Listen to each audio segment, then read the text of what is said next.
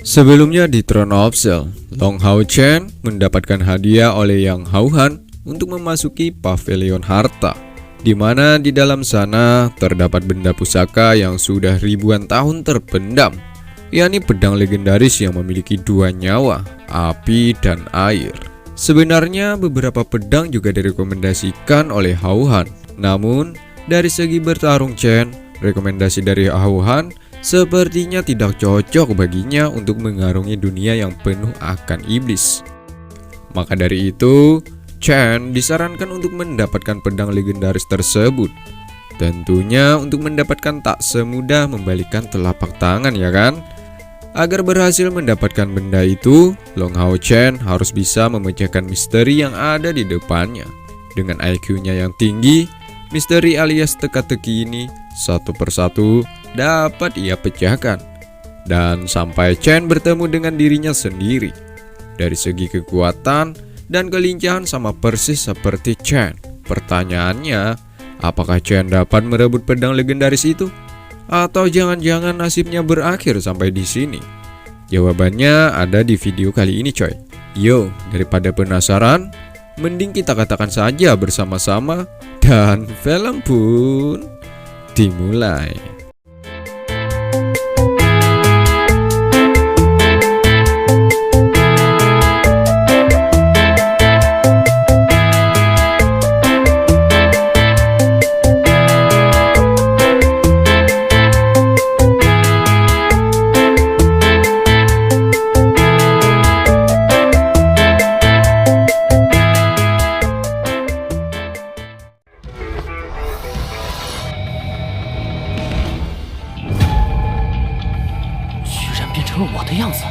Ada 4 misi yang harus Chen pecahkan, dan sampai detik ini ia sudah berada di level 3, alias 2 misi sudah ia lewati. Setiap level memiliki kesulitan tersendiri. Semakin tinggi levelnya, maka semakin sukar untuk ditaklukkan. Seperti yang kita lihat saat ini, Chen sudah berhadapan dengan dirinya sendiri. Setiap orang yang menginginkan pedang legendaris itu, jika sudah sampai di level ketiga, maka misi yang harus ditaklukkan ialah mengalahkan diri sendiri. Dari segi kekuatan dan kelincahan, sama persis dengan orang yang sudah berada di level ini. Seperti Chen, ia harus menghadapi lawan yang kekuatannya sama dengan dirinya. Begitupun dengan gaya bertarung coy, juga sama persis. Yang membedakan hanya satu, sang lawan memiliki stamina unlimited, alias tak ada habis-habisnya. Berbeda dengan Chen, ia harus bertarung menggunakan akal, pikiran, dan tenaga. Jadi sudah pasti semakin lama bertarung, maka semakin buruk bagi Chen. Sebab stamina-nya akan berkurang setiap detiknya. Itulah sebabnya orang-orang sebelumnya kebanyakan gagal di level 3 ini, karena tidak bisa mengalahkan diri sendiri. Seperti yang Mimin sebutkan tadi, lawan yang ada di depan Chen ini mengikuti setiap gerakan Chen lakukan, sehingga pertarungan berjalan seimbang dan tak dapat ditentukan siapa yang akan menang.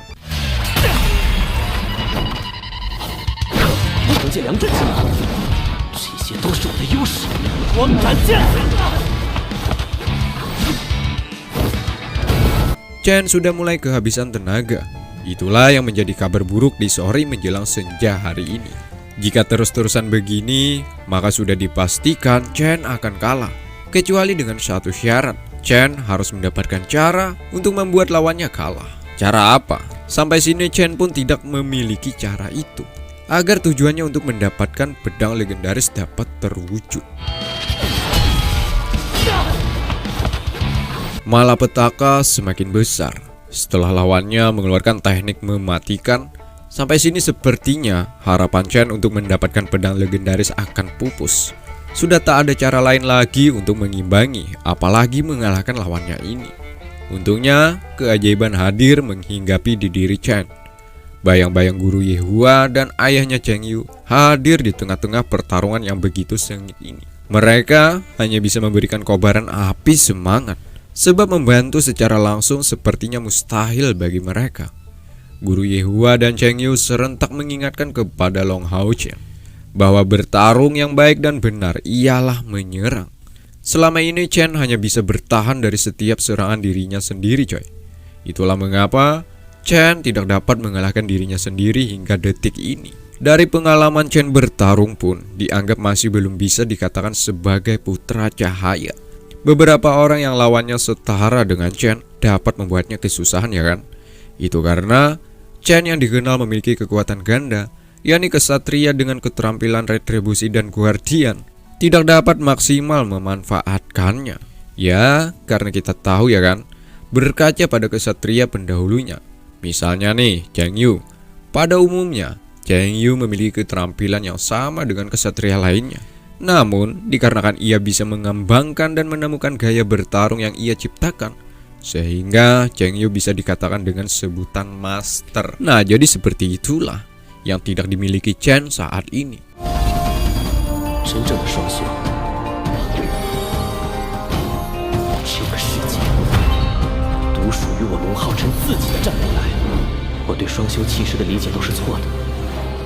Berbeda dengan Chen, ia selama ini bertarung dengan gaya original.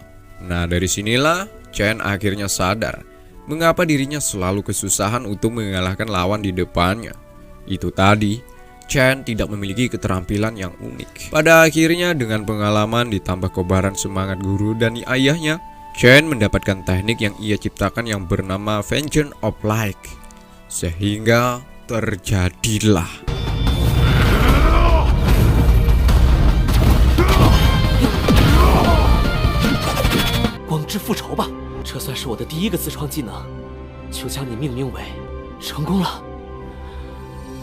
pada akhirnya Long Hao Chen menang melawan dirinya sendiri, dan Chen berhasil memecahkan misteri level 3.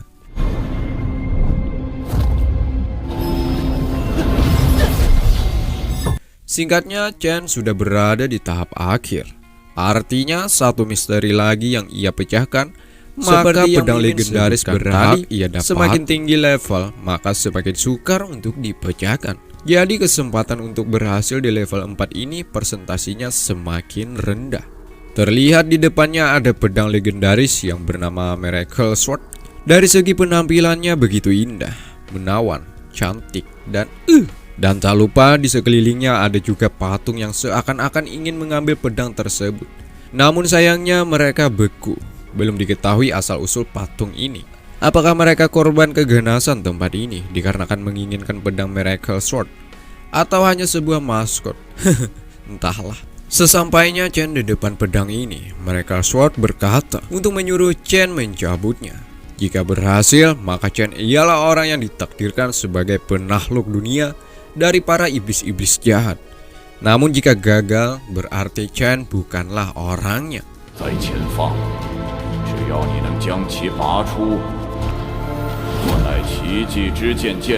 Dengan keyakinan yang tinggi, diiringi langkah kaki penuh kepercayaan diri, Chen melangkah ke arah pedang itu.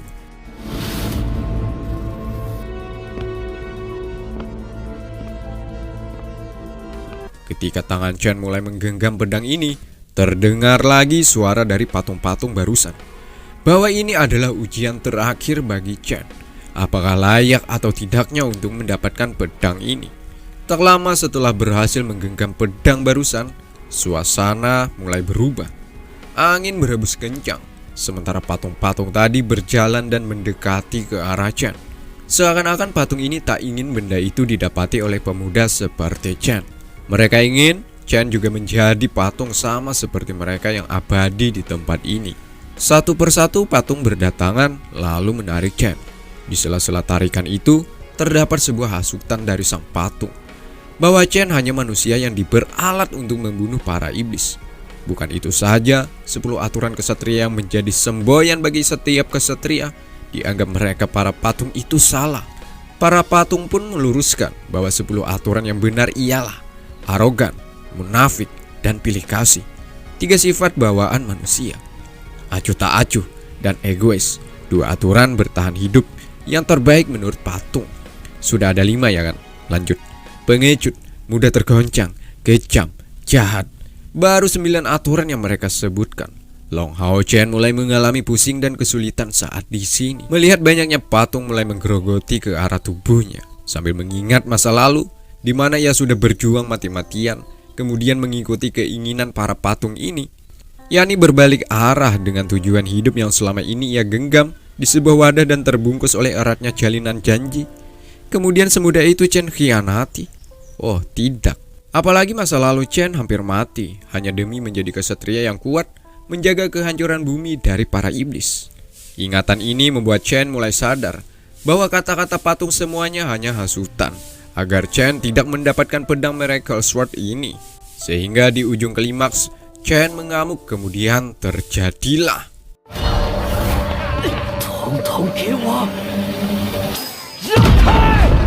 Pun demikian, seiring mampu mengalahkan hasutan dari mereka para patung, Chen melihat cahaya, di mana cahaya itu adalah pedang Miracle Sword yang asli coy. Sedangkan yang di bawah tadi, pedang palsu alias pengalihan isu saja.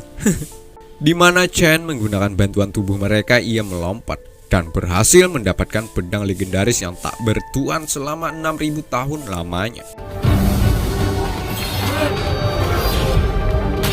Dan hari ini Long Hao Chen Putra Cahaya sudah dipastikan menjadi pewaris pedang Miracle Sword tersebut.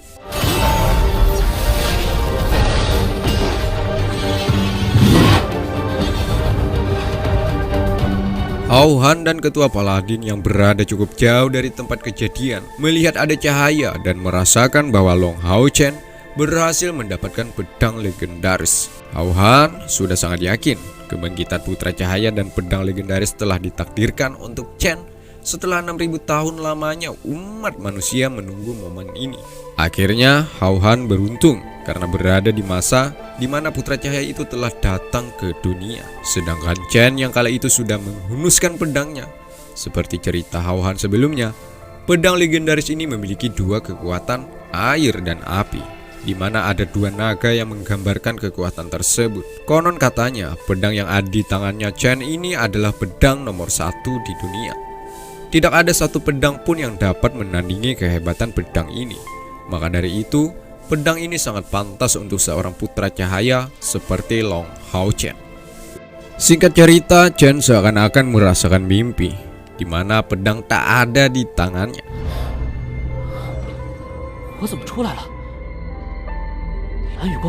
Tenang, Hao Han mengatakan bahwa pedang itu sudah menjadi bagian dari tubuh Chen. Artinya pedang Miracle Sword sudah sah menjadi milik Long Hao Chen. Chen pun mengingat kembali kejadian terakhir sebelum ia tersadar seperti sedia kala. Benar, ternyata aura pedang itu masuk ke tubuh Chen, di mana menurut Hao Han semakin kuat Chen, maka semakin kuat pula pedang Miracle Sword, alias pedang tersebut menyesuaikan dengan sang pemiliknya. Itulah mengapa pedang ini bisa dikatakan pedang terbaik nomor 1 di dunia. Kan biasanya pedang itu ya hanya stuck-stuck di situ saja ya kan. Tapi pedang Miracle Sword malahan menyesuaikan diri dengan sang pemiliknya. Ini sungguh sangat luar biasa. Jadi tak heran jika kelak Chen menjadi manusia yang mampu menyelamatkan dunia dari ancaman para iblis.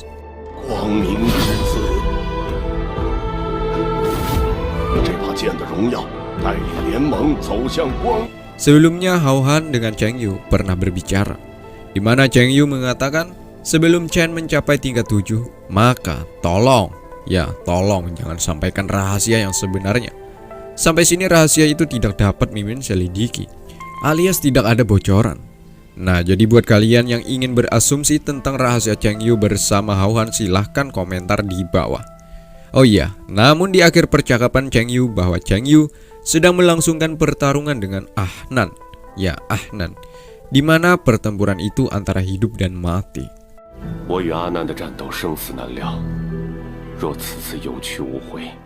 Dan film pun bersambung.